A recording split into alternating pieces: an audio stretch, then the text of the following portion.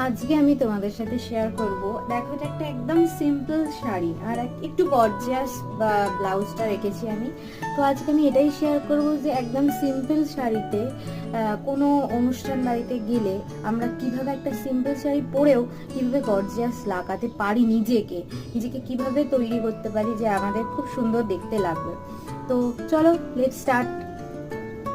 তো আজকে আমি একটা নিউ এক্সপেরিমেন্ট করতে চলেছি, সেটা হচ্ছে যে সুইস বিউটির কনসিলার প্যালেটটা, এটা দিয়েই শুধু আজকে আমি মেকআপ করব। পরে ফিরে আসছি। তো আমি কনসিলার দিয়ে আর একটুখানি হালকা করে সেজে গুজে নিয়েছি।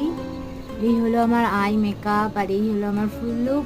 তো একটু বাদে আসছি, শাড়িটা পরে নিয়ে চটপটটা।